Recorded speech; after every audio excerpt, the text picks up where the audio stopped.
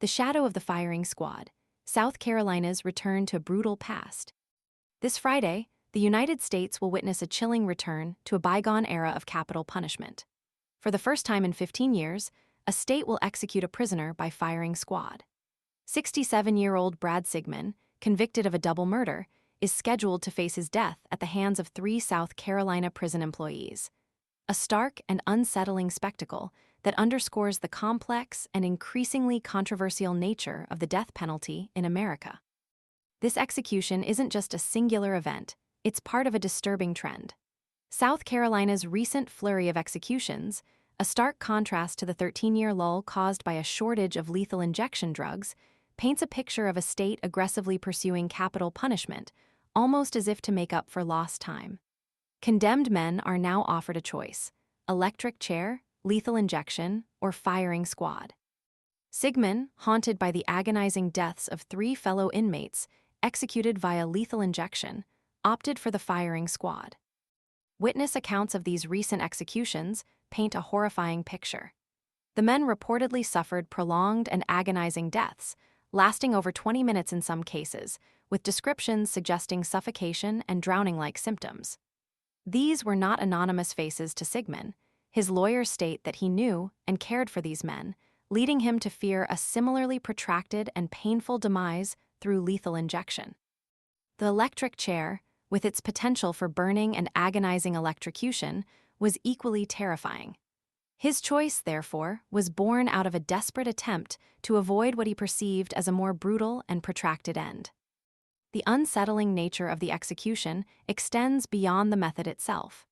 A recently released photograph of the execution chamber, intended to quell concerns, has instead ignited further controversy. Firearm experts have expressed grave reservations about the safety of the setup, pointing to the significant risk of ricocheting bullets, endangering both witnesses and the executioners themselves. While prison officials claim bullet-resistant glass separates the witnesses from the chamber, their lack of response to inquiries about these crucial safety protocols only adds to the growing unease. This unease is compounded by the significant moral and ethical questions surrounding capital punishment itself. Rebecca Armstrong, Sigmon's ex-girlfriend and daughter of the victims, though not a supporter of the death penalty, believes he should be held accountable for his crimes. This sentiment, however, stands in stark contrast to the wave of protests and appeals for clemency sweeping across the state.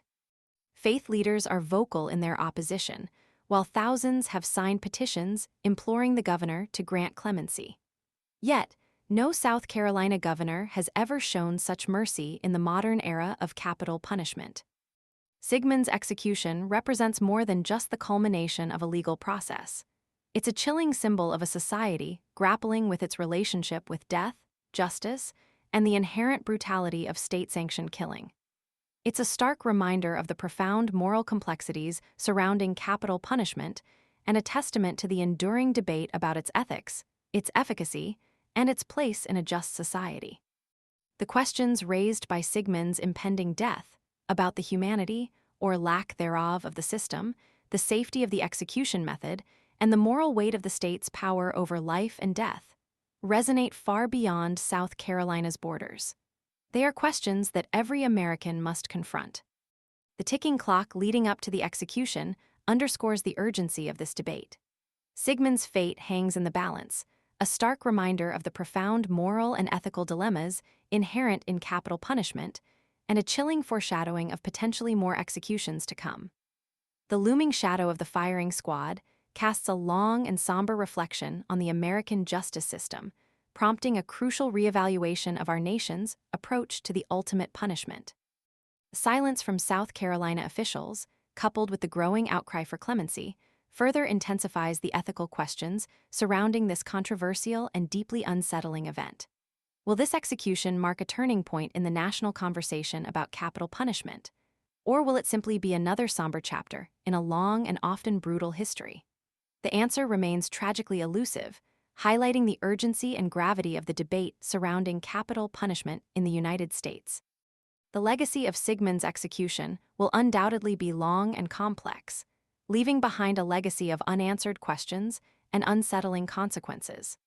The lack of transparency and the chilling indifference to concerns surrounding the safety and humanity of the execution only serve to deepen the ethical chasm surrounding this event and contribute to a growing sense of unease and uncertainty about the future of capital punishment in the United States. This execution is not just about Sigmon. It's about a nation reckoning with its past, present, and future approach to justice and the sanctity of human life.